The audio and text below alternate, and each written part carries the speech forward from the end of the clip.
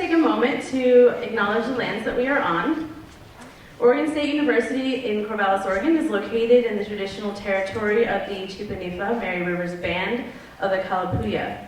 After the Kalapuya Treaty of Dayton in 1855, Kalapuya people were forcibly removed what are now the Grand Ronde and Siletz reservations, and are now members of Confederated Tribes of the Grand Ronde Community of Oregon. My name is Mikanai Arafine. My pronouns are she, they. I'm a second year master's student in the Applied Anthropology program here at OSU. I am also a graduate assistant for AYA, which is our Womenix of Color initiative. And I am the social justice chair for the Coalition of Graduate Employees, who were very instrumental in putting this on. And I'm also vice president for the Black Graduate Student Association. Just had to throw that in there. I would like to take a moment to thank the President's Commission on the Status of Women for sponsoring this event, as well as the Women, Gender, and Sexuality Studies Department, the Inares Project for Alternative Futures, the Coalition of Graduate Employees, Local 6069, and I would also like to especially thank Kevin Van Vieter and Alex Riccio for the tireless work that they've put into putting this on tonight.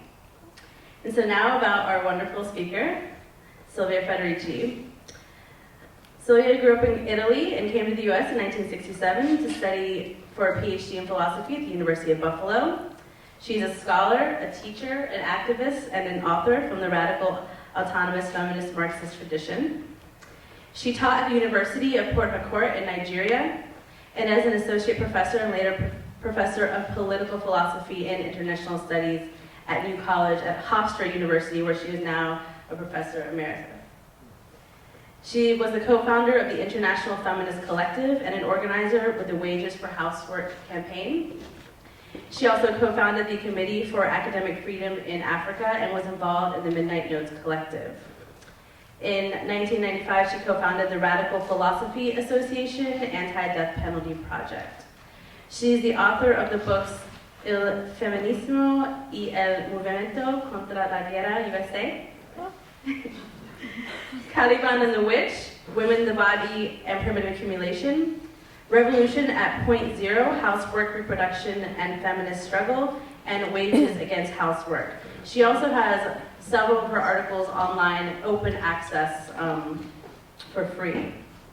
And so I just want to say thank you so much for joining us this evening and give a round of applause.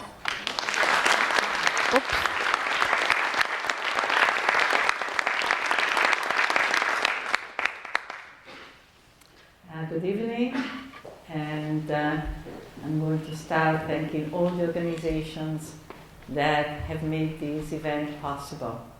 And thank to you for coming here tonight instead of going out to celebrate St. Valentine, something which didn't exist in my days, but it's been a development of later time.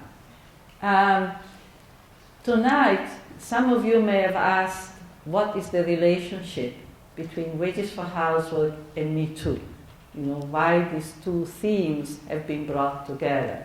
And so part of the work that I'm going to do is to try to explain, you know, what is the rationality for combining these two important issues.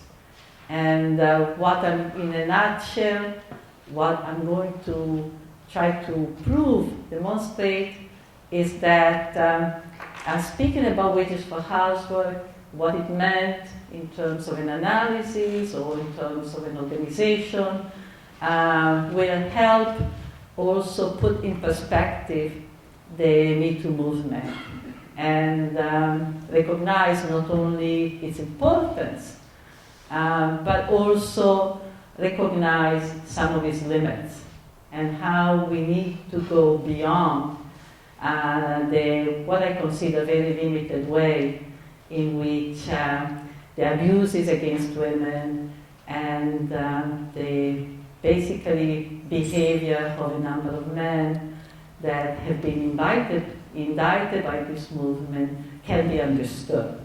And briefly put, I will try to show that in fact the way in the media, the Me Too has been analyzed as in a way distorted, the roots, the cause of the abuses themselves.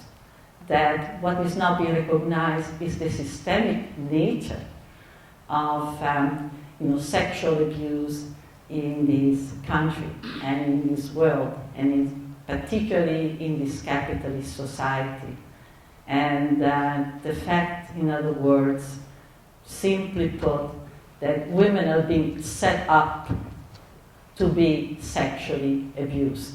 And I'll try to demonstrate that by speaking of an analysis and a campaign in which I've been involved in the 1970s.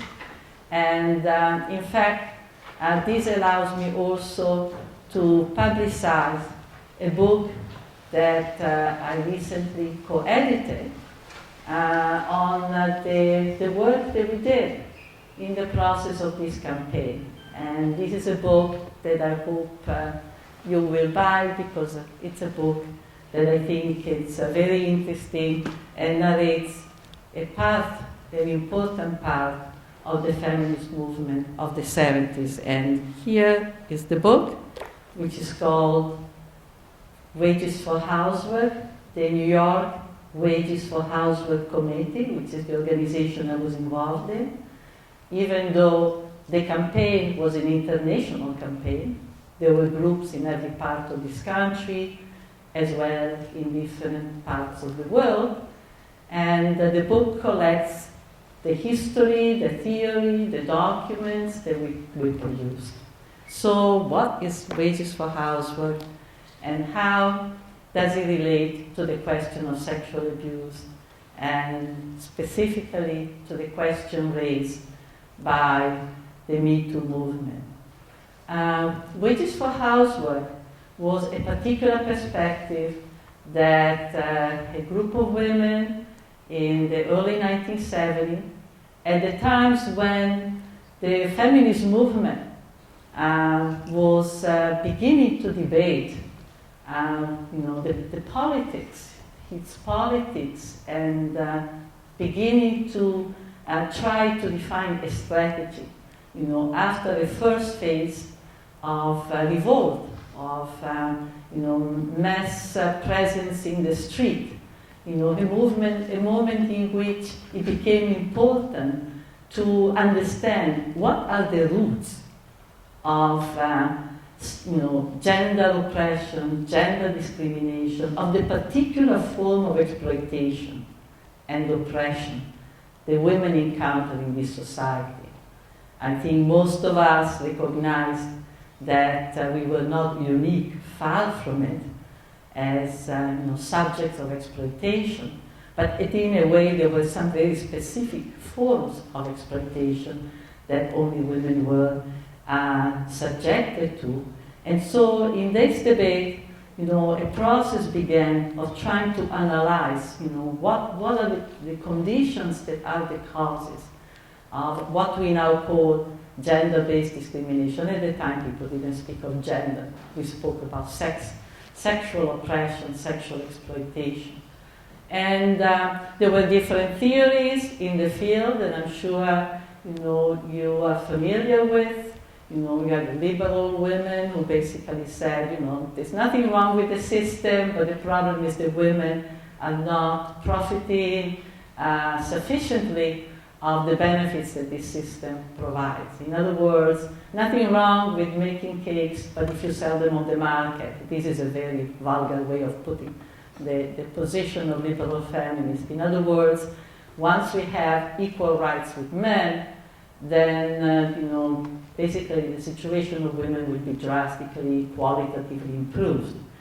You also have, on the other hand, radical feminists who thought that their position was that women suffer from an age-old form of oppression, patriarchy, which is an oppression that traverses the centuries and the different cultures, And in that sense, the radical feminists were struggling in terms of their strategy, of their vision for the future. They were struggling to create women's spaces and a more female-oriented culture, with the understanding that patriarchal oppression was something deeply rooted, not necessarily related to class relations, not necessarily related to economic system, to economic oppression.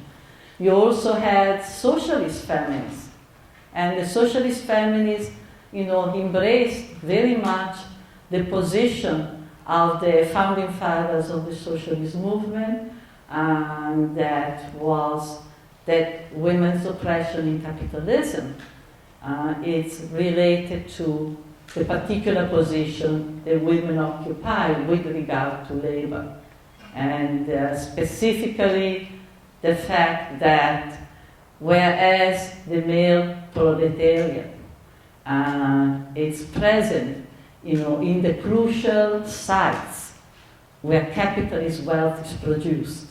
In other words, the male proletariat is the producer of capitalist wealth.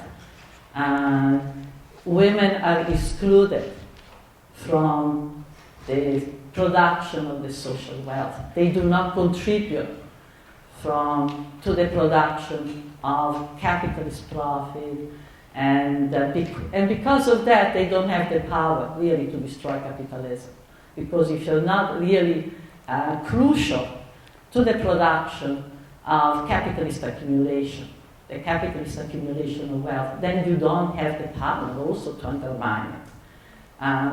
So we took a very different position.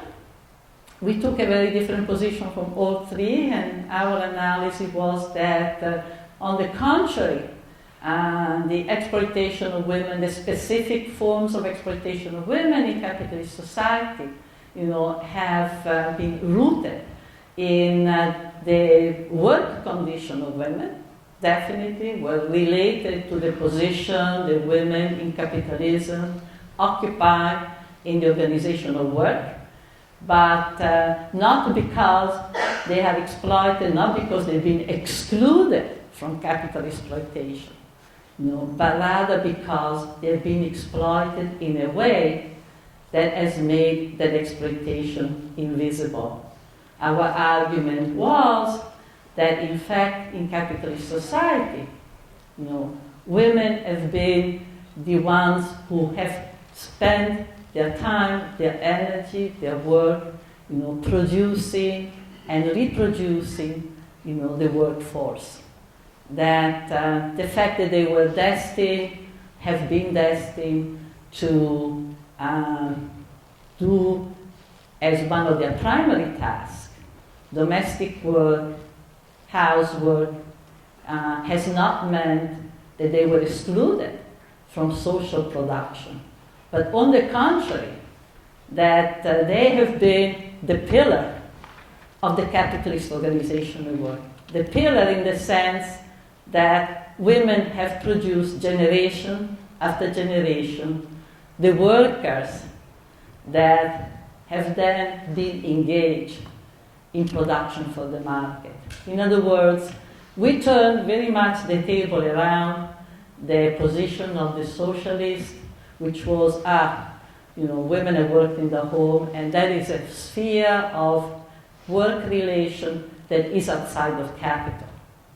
So the position traditionally of the Marxists has been women are outside of capitalism in a way. They are still involved in kind of activities, they have a pre-capitalist character. We turned that around, we said, no, on the contrary, we are central and we are the pillar of everything else.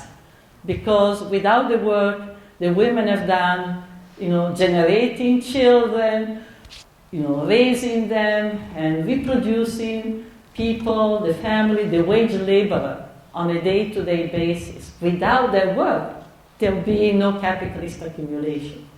There'll be no worker, no workforce, or there'll be no profit, because the capitalist class has been able to accumulate an immense amount of wealth out of the unpaid labor the women have done. So we have said, well, this work does not appear as work because in capitalism you have the idea that work is paid, work is wage work. The work is always attached to a wage, a kind of a social contract. I work and receive a wage. The lack of a wage has made it appear as no work, has made it invisible. And the lack of a wage has not been accidental, but has been a structural element of the reproduction of the workforce. Structural because the fact that women have done this work for no pay has meant that the capitalist class has extracted an enormous amount of unpaid labor from workers. You know, those of you who have read some Marx know that Marx and the whole Marxist socialist tradition attributes the profits that the capitalists have made to the fact that they do not pay the worker, you know, the full amount of the work that the worker do. Right? They don't give them the equivalent of the products that they produce. We said actually the unpaid labor that the capitalist class extracts from workers is much, much wider, because it's labor that is taking place in millions and millions of kitchens and bedrooms, and that, of course, we recognize that in many cases women also work outside the home. This has been particularly true for black women, who could never rely on a secure or consistent or significant male wage. And therefore, they always had to be responsible for bringing money at home. But even in their case, the question of reproductive work has always been part, you know, of a woman's essential task in this society, always been part of the condition under which a woman will be accepted in this society. So, for many women, in fact, within the working class, the deal has been the deal that has guaranteed their survival, has been a sort of exchange between their sexual and domestic services or emotional services and the wage that the man, the husband, brought home. Right? In other words, the way the capitalist class from the beginning, and particularly starting at the turn of the 20th century, you can actually see, if you do some historical work, you can look about England and United States, you really can see the construction of the full-time housewife. It's a very, very interesting process. You know, after a period in which the capitalist class had experimented with bringing women into industry, right, in the Industrial Revolution, then they realized that could not work, because actually they faced a situation by the 1850, 1860, in which they had a working class that was not reproducing itself. They were dying when they were 37, 38, and children mortality was rampant. And this was the period when, in capitalism, they were trying to shift from textile industry to coal, carbon, coal, train, steel. So they needed a different type of worker, and you can actually see there is an active construction. Now there is a rebuilding of a particular type of family centered on the work of the woman, on the full-time housewife, and reproducing, the worker in all their needs. So, in fact, what we have had has been a designation of women in capitalism down to, well, I would say almost to the present, but certainly to the 60s, a designation of women as reproducers of the working class. Well, certainly that's not the word, the terminology that has been used, but certainly as servants of men, right? Servants of the wage male worker, right? And in a relationship in which you be understood, consecrated by the matrimonial contract. and that women who provide sexual services and provide physical services, sexual services, and the man who bring home, if he was a good man and didn't drink it away, he would bring the wage back to the family. And for many, many women, this was the deal. You were trained to get married, have children, take care of your husband, take care of your children. This was the very classic deal. That this was what it meant to be a good woman. And you measure your success. You measure your success and your failure from your ability to catch that man and to fulfill their role. Right? To catch the man and to fulfill the role. And from the time you were born, you were educated with this in mind. You know, for the average working woman in the working class family, you basically were educated with the idea, okay, you may have a job before you get married, you may have a little job also after you get married, but fundamentally, your role, right, is to take care of this man and please this man and make sure you're a good mother and also a good wife, and then implied to be pleasant, to look good, and to be ready to provide, as I said, emotional, physical, as well as sexual services. And this has had this kind of deal, the matrimonial deal, the matrimonial contract, which basically has been, for many women, you know, the road, you know, what many women have been taught. This is the path to some economic security. Some economic security and social acceptance. Right? This is what gives you a place in society. And this is what guarantees some economic security. In the same way as obviously a working class young man would be told, you know, you have to get a wage. Right? Join your union, get a wage, etc., etc. And what I'm saying that the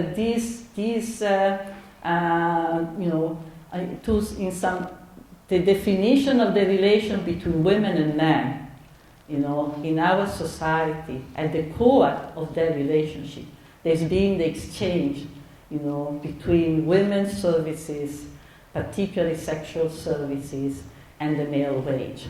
That exchange has been fundamental to define the relationship between women and men. So much so that in more recent time, and I'll come back to it, when we have seen men's job falling apart and the male wage in crisis, you know, the family is not kept together. The family is broken down, and we have seen more and more women leaving, the family being redefined, either in terms of a broader nucleus of people or in terms of women and children, right? Reconstituting the family nucleus around the woman and the child. Because in a way, the wage is what kept the family together and provided for the reproduction, for the process of reproduction. And I'm saying this fact, this designation, the fact that this was the fundamental expectation in the relation between women and men, has had a tremendous impact, on women's conception of themselves, right? On the relationship between women and men down to the most intimate level, certainly in the sexual relationships, and the whole discipline that has been imposed on the life of women. Right? So that, for example, for women, the measure of self-value, right, has been to what extent, you know, they have been capable of pleasing men. You know? And this has been true, you know, in every type of interchange, you know, with men. You know, beginning with the sexual relationship, so that women have always measured their own self-worth, not from the point of view of, you know, what kind of activity, initiative they have been able to create, organize, but they have measured it in terms of how much they've been able to actually be accepted by men, to be pleased by men, to be praised by men, to be told, you know, you're great, you're special, you're etc., etc. Which has had very negative consequences, definitely in women's conception of themselves, and opened them up to a tremendous amount of pain and suffering in relationships that in fact have always been presented to us as relationships that had to be the most self-fulfilling that would be possible in our life. And at the same time, those relationships, and I'm here want to emphasize in particular sexual relationships, so that I pave my way to also talk about the question of Me Too and what is happening today in gender relations. And also always produced a kind of sexuality and sexual exchange between women and men that is always being permeated by power relations. Permeated.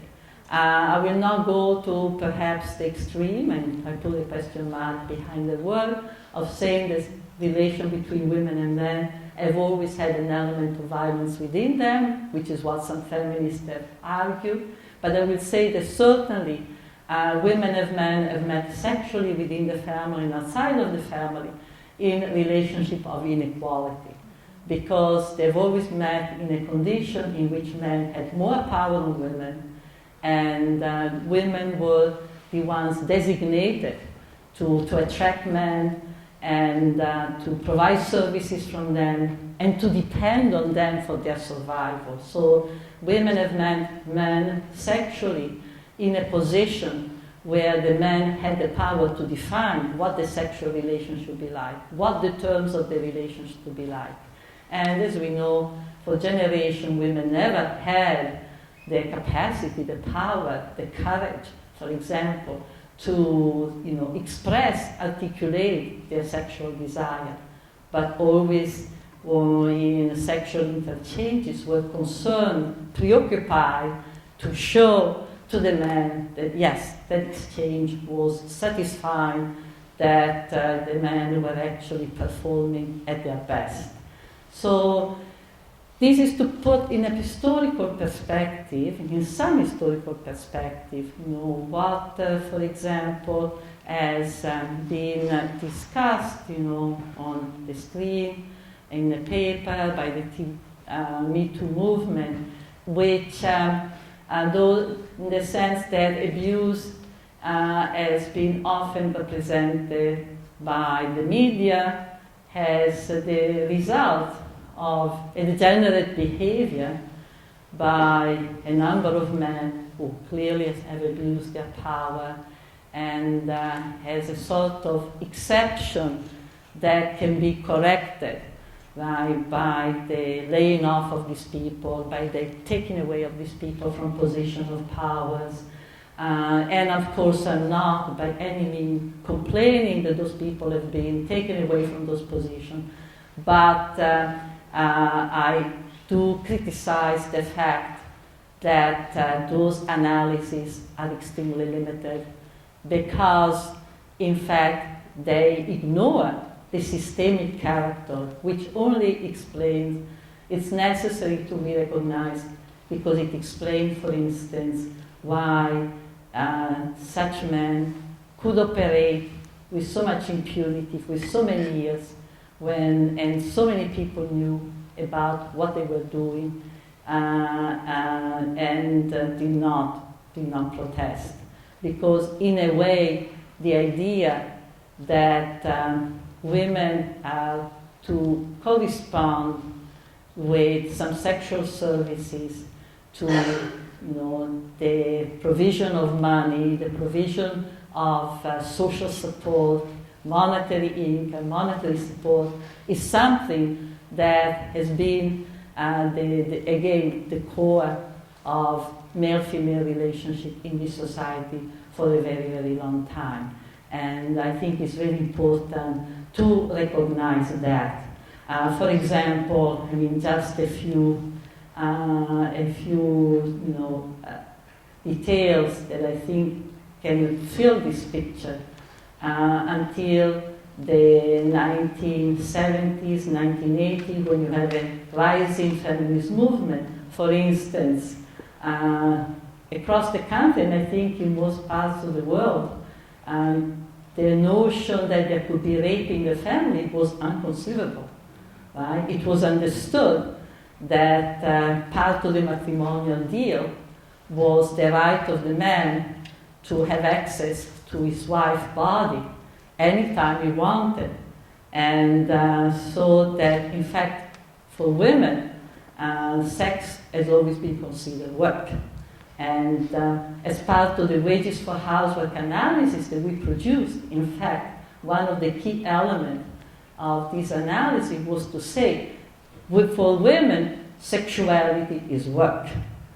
Because part of the matrimonial deal is that you're expected to provide those services. It's not an option. It's on a continuum with housework. You clean the floor, you make sure that the food is on the table when he comes back, and as part of that, whether you want it or not, whether you're tired or not, whether you like it or not, unless you can come to some sort of negotiation, but in many, many cases you have to be ready to also have sexual intercourse, whether again you like it or not. And in fact, we also made a whole analysis of domestic violence, and we realized that what is domestic violence, battering, and so forth, the fact that it's so frequent, in the family, so frequent, I mean, even now, I think we're told that every 2 seconds, every minute, there is a woman who is battered by a partner, whether in marriage or whether in a non-marital relationship, right? So we began to realize that domestic violence really is part of the housework. It's really part of the disciplining of the housework, right? And we found that in most cases it had to do with refusal of housework. The dinner was not ready when you came home. She refused sex. She refused to have sex at the end of the day, and many times that's what triggered the violence. And that violence was not considered violence because, in a way, we theorized, and I would say we discovered that by means of the wage, the state, capital, gave man the power, the wage worker, delegated to the wage worker, the power to supervise the work of his wife, ensure that that wife would perform, that she would do the work of reproduction, and delegated to the worker the power to punish her if she didn't perform, right? So that in a way domestic violence was overlooked, was not treated like other forms of violence, because it was understood that this was part of the punishment. In fact, physical violence is always part of the punishment of those who are unwaged, right? It's the part of those who are unwaged. If somebody is waged, you can cut their wages. If somebody is unwaged, you punish them by physical force, right? So we realized also, we did a whole analysis about rape. We discovered that actually rape too had a very disciplining function. I came out from a generation of women who basically, from a very early age, we were told that we had a sort of curfew. We understood as we were little kids that whereas a boy or a man could go out at night and walk at night, for us this was not possible. That we had a certain curfew about time and space. So we began to realize that in fact rape too, the fact that rape was tolerated or was actually not for a long time looked down upon as actually physical aggression, but often was categorized as, I think in many, many legal codes, was categorized as a transgression of moral code, like a moral crime, right? But was not treated as really an assault, an attack on the body of the person. We realized that actually was a part of the disciplining. It says, okay, in the night, you better be home, and if you go outside the home, on your own, you expect trouble. Or if you go out, you have to go out, with your husband. That in a way, it confirmed the domestic duty. In other words, that a culture had been created in support of the work of the woman in the home, of these domestic reproduction activities had been created, that was sustained also with certain forms of punishment and with certain forms of retribution that it was understood a woman would encounter and be subjected to, if she found herself in certain spots at a certain time in certain spaces. So that, in fact, many times when women denounced, the violence they've been subjected to, they experience a second aggression. In other words, very quickly they found themselves, on the stand as the accused. What were you wearing? What you were doing out at night? Why you were alone, etc., etc. Right? I think this is important. I think that these very simple facts that many of us know already, but they really are very much part of a whole organizational work. We really need to think of them. We really need to think of them in a very systemic way, as part of the structure, as part of the ways in which work and relation among people within the same working class has been organized, which is, by the way, a way in which the working class has been divided, as it has been divided through the power relation and hierarchy between white and black people and immigrants and non-immigrants. Capitalism has really developed to the maximum, particularly in the United States. I think the United States has taught the world, although they learned from the European before that. Of course, they came from Europe, so there was already a lot of knowledge how to divide people, right? The science of how to divide people. And I'm afraid that universities have contributed a lot to that, with the anthropologists, their psychologists, their sociologists. How do you divide people? And every new forms of capitalist development has been, in fact, a development in inequalities, down to the present. In fact, the present is an outstanding example of that development of inequalities, continuously refueled, reconstructed, refueled. And so that the family that appears as a little common, appears as a center of maximum solidarity, and of course it can be a center of solidarity if people fight against that division. But the family, in fact, has been torn by this hierarchical structure. This hierarchical structure that has permeated every relationship within it. Permeates the relationship not only between women and men, but also between parents and children, because, of course, the family is organized in such a way. One of the tasks of the parents is to discipline the children, and discipline the children to prepare them to be good exploitable workers, good disciplined workers, and to prepare to, see the expectation from life to be lower, to put a cap on the expectation. So much of child raising,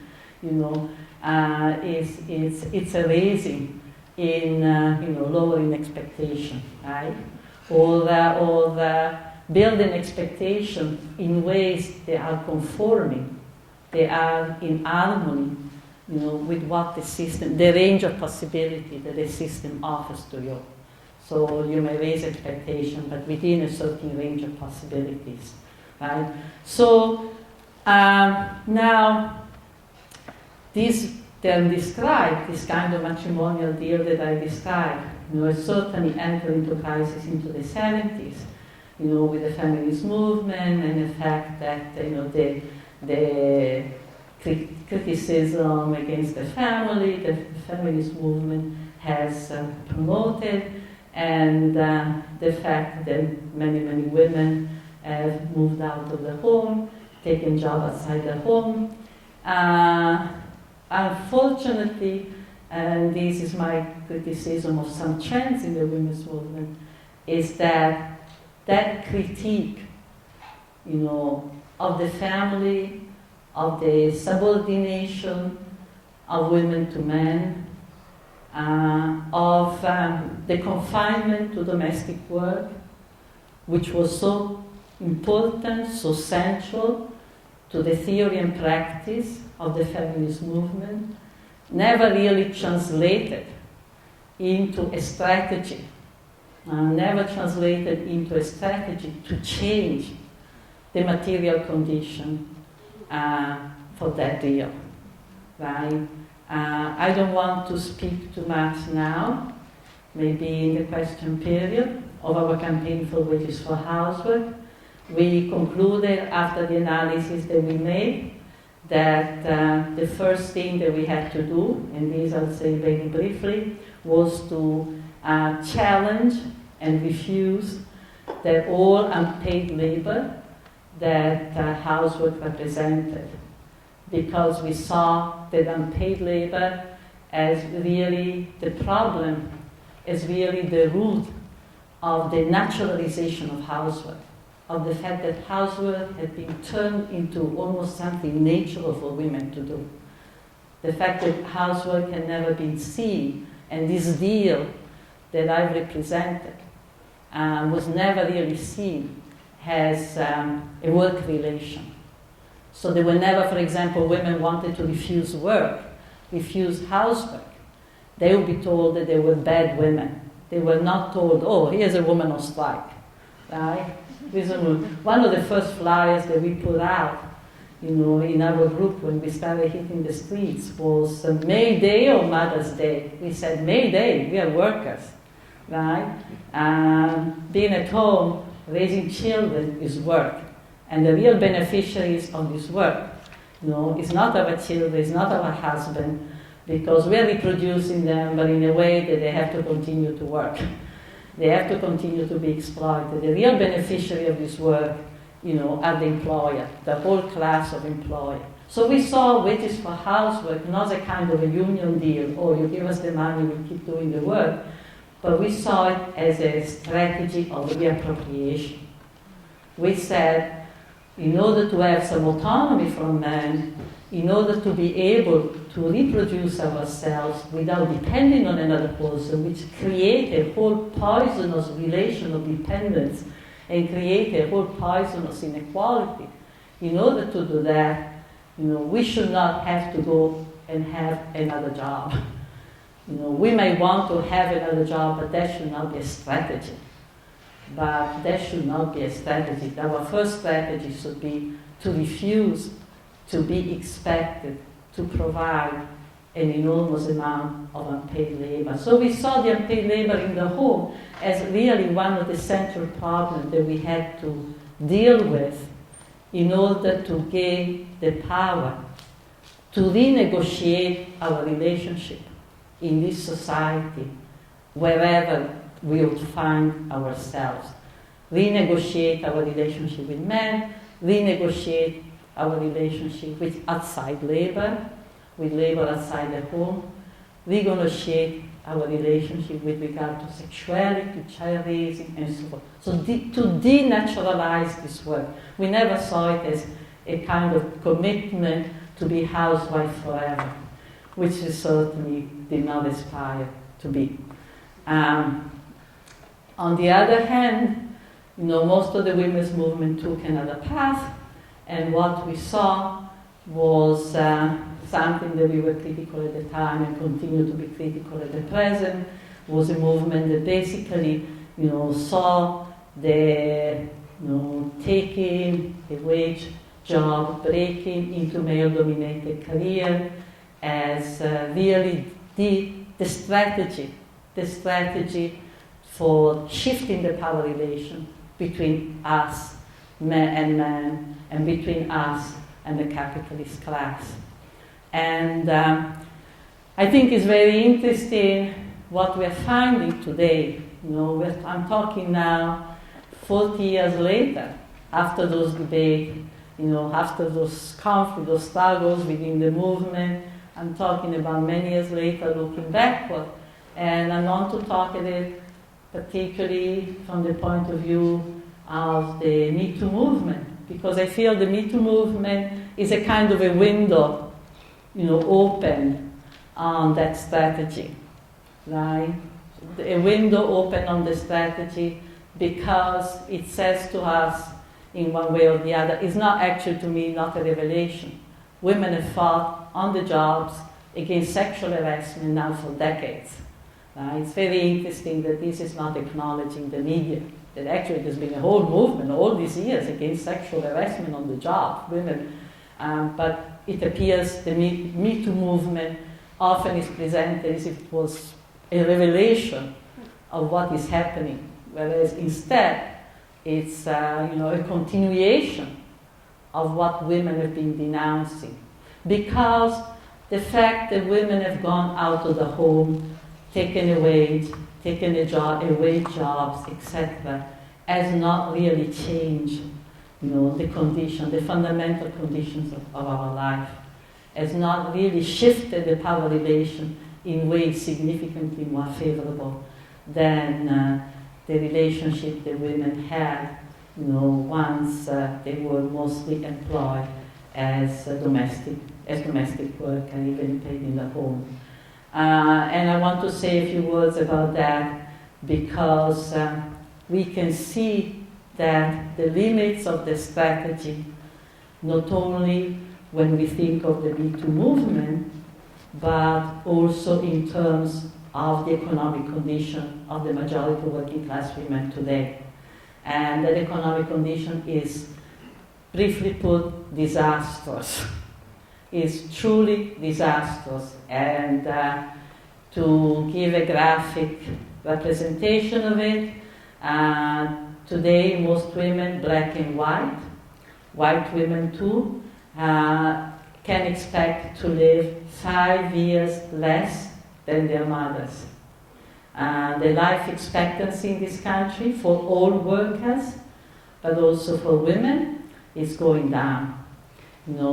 Graphic symbol of the drastic deterioration of working class conditions in the country. Not only that, women, so-called working women, one factor, and I'll make a digression, and then, when we launched our campaign for wages for housework, one reason that encouraged us to embrace the strategy and make that demand was the presence in the street of a very powerful welfare women's movement, which was a movement predominantly of black women, right? Not because women were the majority of welfare recipients, which was not at all, the majority were white women, but because women came from a whole tradition of struggle, the Black Power movement, the Civil Rights movement. So they came from communities that were very combative and they knew how to organize. And they were saying, their slogan was, in response to feminists saying the working woman, right? Which they said every mother is a working woman. Every mother is a working woman because raising children it's work. We are contributing to society too, because when the government wants soldiers for the army, they take our children. And when the government wants workers for their factory or their jobs, they take our children. So do not tell us that welfare is a charity. Do not tell us that welfare is a charity. And unfortunately, the women's movement did not support that struggle. And I think it was a really tragic mistake. But so when I speak of the working woman, I want to put it in a kind of quotes because the way working woman is being understood, it's being understood in a very limited way. But when we look at today at what is the condition of the traditionally called working woman, we see that it's a condition that I said before, disastrous, and not only because women still have to exchange their financial support often with sexual services, as the Me Too movement, clearly indicated, but also because women are now those who have the highest burden of debt in this society. The working woman is involved in an amount of indebtment. 60% of those who have loaded with debt are women, and particularly the majority of those who depend for their survival on payday loans. Those loans that you get. As soon as women enter, waged employment, you had a proliferation of companies that set up to provide payday loan. Loan that you get the day you get paid.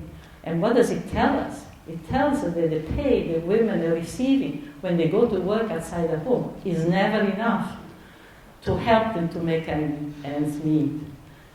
So that you, in fact, go from month to month, like relying on indebtedness, relying on the money that you can borrow on the basis of the wages that you earn. And so that you continuously plunge further and further into that, because the interest rate on those loans is usually the 40 and 50%. But they have the advantage that they will give the money to you no matter what your conditions are. So they're not going to go an investigation to see how much of your collectible. And so women plunge more and more into the debt. And so we found that today, when so many women have jobs outside the home, the dream of autonomy from them, autonomy with respect to their relationship with capital, and then it's really very unfulfilled. Far from what was promised by the strategy adopted by the women's movement. And I think it's important to see that, because the next consideration is that in order to respond to the kind of abuses that are being decried and denounced by the Me Too movement, and the way to respond is not only to chastise or lay off the culprits, as good as that may be, as necessary as that may be. I think it's good and it's necessary because it puts every man on notice, and particularly men of power places a lot of men on notice.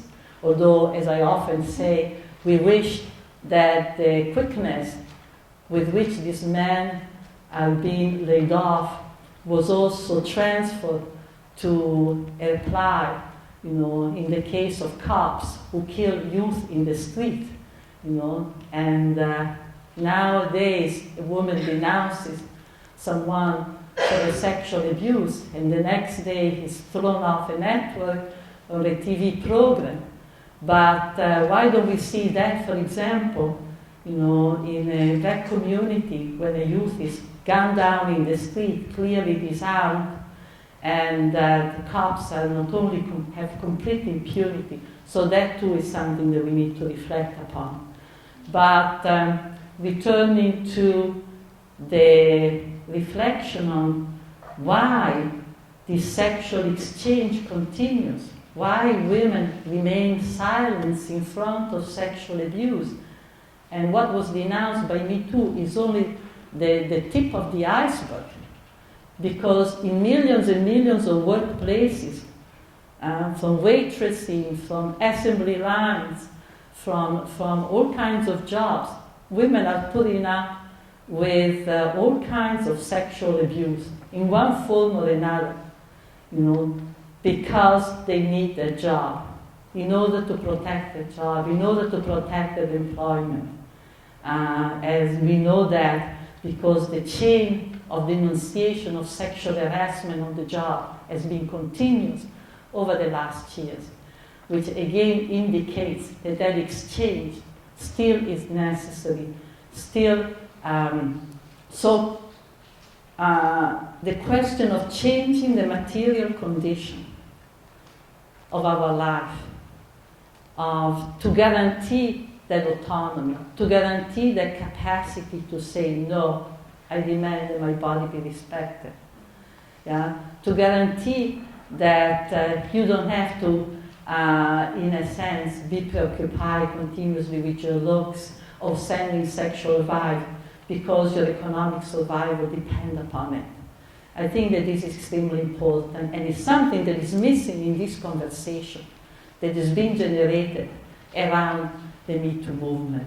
The question of what is the system, how the system, in fact, is continuously promoting.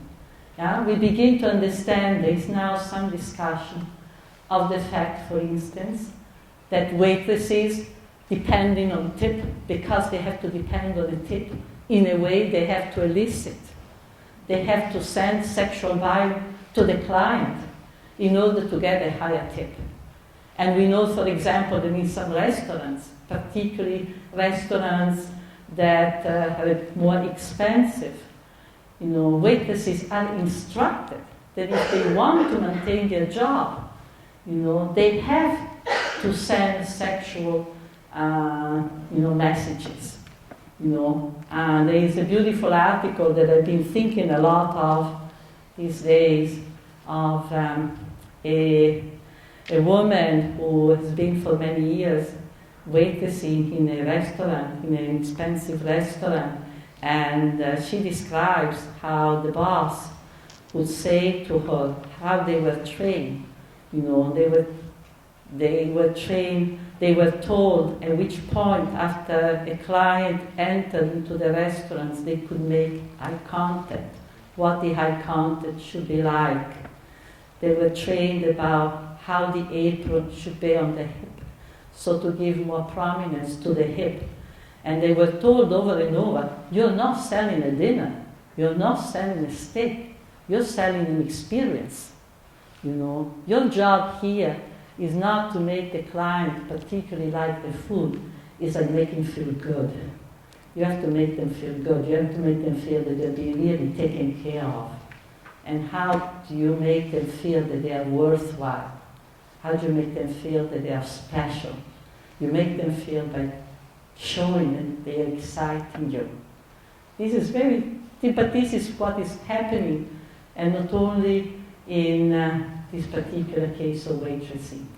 So the issue of the material conditions of our life is really fundamental. The issue of the systemic perversion that, the systemic organization of work and social relation that continuously incentivizes women to prostitute themselves. The system punishes sex workers. The hypocrisy of the social system is without bottom. They are punishing sex workers, and in fact, they are setting up women in every possible way. I describe the matrimonial contract as one form of prostitution, in the sense that many women have been forced to turn to marriage as a way to gain some economic security. That's sex work.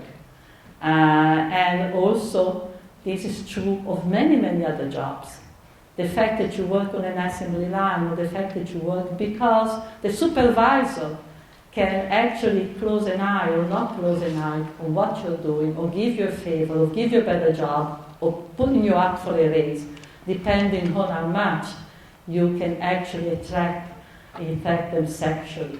So this is very, very ingrained. And, there are so many examples that we can use, but I've been talking about hypocrisy, for instance, and state-organized prostitution. I don't know, many of you I see very young, but probably you don't remember that, for instance, during the Vietnam War, the United States Army transformed an entire area of Southeast Asia in a kind of brothel for the American Army. It was called rest and recreation. Rest and recreation meant that, for example, in Thailand, where American soldiers were sent to rest and recreate themselves, in the breaks of the war, they would create thousands and thousands and thousands of massage parlors, etc., basically transforming. And this was by direct initiative of the United States Army, to give the soldiers, a break. And in fact, at the end of the Vietnam War, the whole infrastructure that the American Army had created of brothels, massage parlors, and where thousands of women, were involved, were employed within it. became the basis, the material basis for the tourist industry. Right? The tourist industry, where you basically have package tours of men from the United States, from Europe. This is still going on. The sex industry, tourist industry as a sex industry. Right? So you get a package where basically you get paid for a certain amount for the hotel, for the flight, and then for a whole set of basically massage parlor, brothels, and so variety of classification that you can go to. And this has become a sort of a tourist paradise for men. You know, thousands and thousands of men every year have gone into that direction. So we are talking about a massive hypocrisy, and we are talking about the fact that it's very fundamental, right, to, on one side, not to think that the solution to sexual abuse is to call for more severe punishment, right? That mistake was also made in the women's movement of the 70s, the idea of calling for more severe laws, more severe punishment. Women found out mostly afterwards that those punishments only increase the victimization of men in the poor communities. Right? So that in fact now, in the last 40 years, there's been a growth of organizations, women's organizations that have begun to reject that path. And they don't do it in a dogmatic way. They understand that under some circumstances, turning to the legal system might be necessary, but at the same time, they're looking for alternative ways with dealing with it.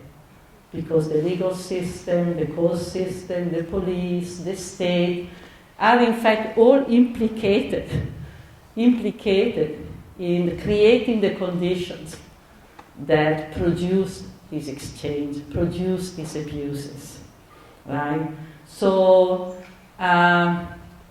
moving to a conclusion, I want to say that it's very important that we learn, from the struggles of the past, that we learn about the struggle that women have made in relation, and that we learn not to repeat the mistakes we've done in the past, and that we understand that in order to create different social relations, and different relation between women and men, and a different type of sexuality, both for women and for men,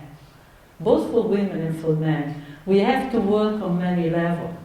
And in particular, we have to create a kind of material condition that make it possible not to perpetuate the type of dependencies and hierarchies and divisions that this capitalist class has planted within the working class itself. And divisions that to this day I think have been very, very instrumental in keeping people in a weak position, in keeping people subordinate with regard to capital. Because it may be very comfortable for a man, in particular I'm talking about the past, because now men don't have the wages they used to have, so they don't have the economic power they don't have. And so, in many cases what we see is an increase of violence. The kind of exchange that in the past used to be services on one side and the wage on the other. Now that the wage is missing, many men, in order to have the same services, in order to obtain from women what they used to obtain in the past out of the power of the wage, now they increase it in positive violence. So, in order to go beyond that, we need to have a kind of society, where we don't have the hierarchy, where we're not dependent, and where we don't have those hierarchy, where we can actually meet, at least among ourselves, on an equal standing. And an equal standing not because women have the same rights of men, but because women have the kind of autonomy and capacity to confront men on the same level. Now, I want to conclude saying that this is very important, and it's obviously something that cannot be obtained individually, but has to be part of a collective struggle. And that collective struggle has many, many, many sides, right? Certainly, I've put the stress on the material condition, which are fundamental.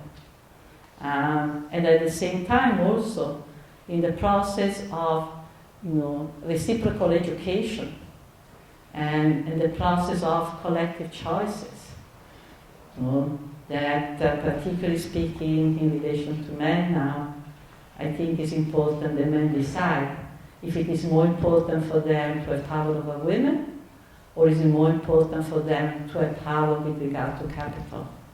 Because it might be very comforting to be able to boss a woman around and force her to provide sexual services, either with more economic power or with violence. But actually, those divisions are divisions that weaken your struggle with regard to the ruling class. So to maintain and perpetuate those kind of behavior is in a way sabotage a struggle for the construction of a better society. Thank you very much.